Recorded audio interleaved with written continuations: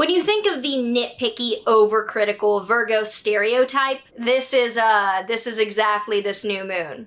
There are some cute parts, but yeah, it's very Virgo. As a Virgo, I apologize in advance. So if you're excited to dive into what exactly we can expect from this new moon in Virgo, do make sure that you like, subscribe, and hit that notification bell so that you are always up to date with what the stars coming through this Virgo have in store for you. So firstly, we're going to get into the overall vibe of this new moon and then how it applies to relevant world prediction charts. And if you're new here, I am Maren. I'm a professional astrologer. I use the tropical zodiac. I use mostly Hellenistic techniques. I use whole sign houses, yada yada yada. I am that bitch. And if you have not already seen your September rising sign forecast, I do make videos every month for each rising sign to see how the month will be playing out for your sign specifically, where I mention where this new moon in August would have been for you, so you can watch September coming up.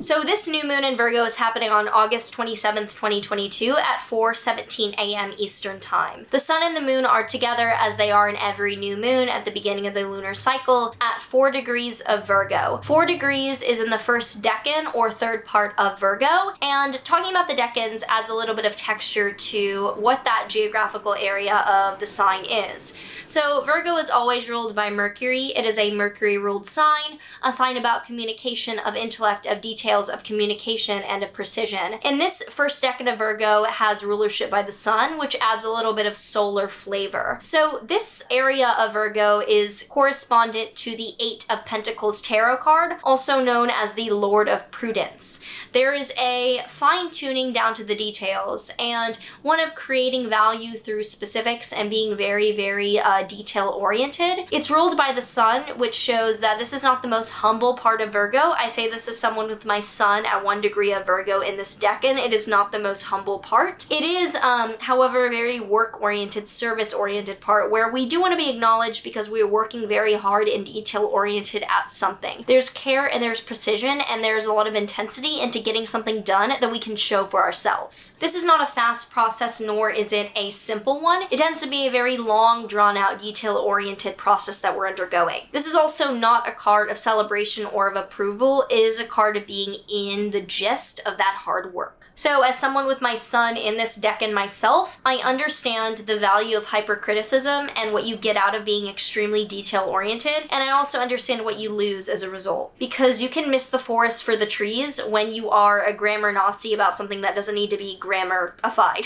And being a hyper SEO machine as a human, comes with advantages about the output that you deliver, but also means that you can lose out on the broader scope of what there is to experience. This new moon is exactly square Mars in Gemini by degree, which shows a new beginning that involves extreme mental frustration, likely with data or communication and perspectives on what that data means. You might be working with others and seeing that your interpretation of data or data set just doesn't agree, and missing the forest for the trees with interpretations of select details is really largely a possibility with this one. Venus in Leo is also squaring Uranus and Taurus within 1 degree. Explosive values are blowing up, like what you're standing for is just blowing up. Definitely looks like we are fighting amidst our team or whoever we work closely with, and that this new beginning involves a lot of you're fighting your lab partner. Venus is opposing Saturn, which completes a T-square between Venus, Saturn, and Uranus, a T-square there. So not only is Venus squaring Uranus showing chaos and blowing up about values, but also Venus opposing Saturn shows a lot of rejection and not being received warmly. So it's a very cold and very tense new beginning with a lot of stubbornness, given that the fixed sign T-square shows no one is moving anywhere. Mercury in Libra is also opposing Jupiter in Aries pretty widely, so there's empowering and expressive communication, which is nice, we're open about empowering ourselves and speaking our mind. And this new beginning is very diligent, very detail-oriented, and very specific. It's probably mental and logical rather than emotional. Where we're starting something, it's a passion project or something that's very detail-oriented in our own lives, but it involves direct tension and conflict with the team members involved.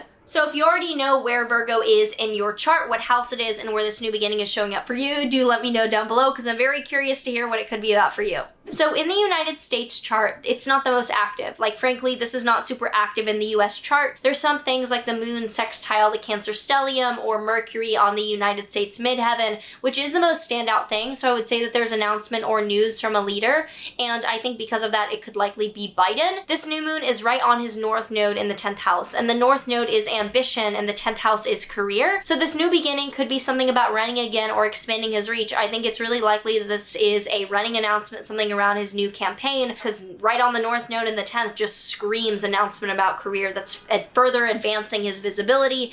And I think Mars on his Uranus and descendant and Saturn in the 7th house shows fierce opposition or being riled up and against what he announces on a very direct high level. High likelihood that this new moon in Virgo on the 27th is an announcement or initiation around his new campaign. For Russia, this new moon is right on its natal moon in the Virgo 2nd house, so it's likely a financial new beginning, an announcement around finances, and Mars in the Gemini 11th house opposing its Mercury Mars in the 5th house shows that external parties are upset, so it looks to be a financial new beginning for Russia. For Putin, Mars is on his moon in the 8th house, so it further indicates financial issue or conflicts, and with the moon ruling his 9th house of international financial then decisions, and Mars right on his North Node in IC, I think it looks like an extended financial deliberation going on here.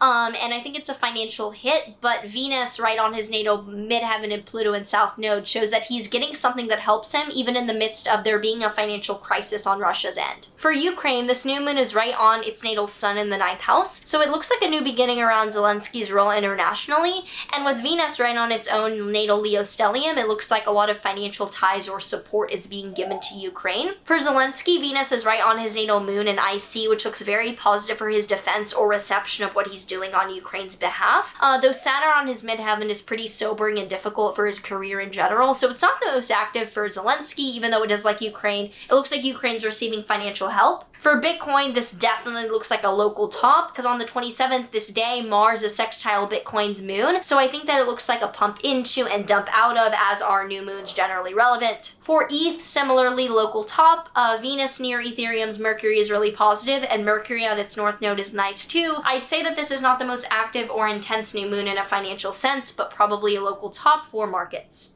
So this one was pretty short and sweet. Like all Virgo things, I was very concise and very deliberate about what I said here because it's pretty clear. Looks like a detail-oriented new beginning that pisses off everyone around us as we disagree around how things should be interpreted. So if you enjoy this and you want to check out my courses, my offerings down below, I would love to have you join any of them or check out all the things I offer, like readings on Hey Hero. If you want to ask me a question, I answer them through Hey Hero, or my other videos down below. As always, get into more info about other things. Comment down below any thoughts you have or anything you are predicting around this new moon, and I will see you in the next one.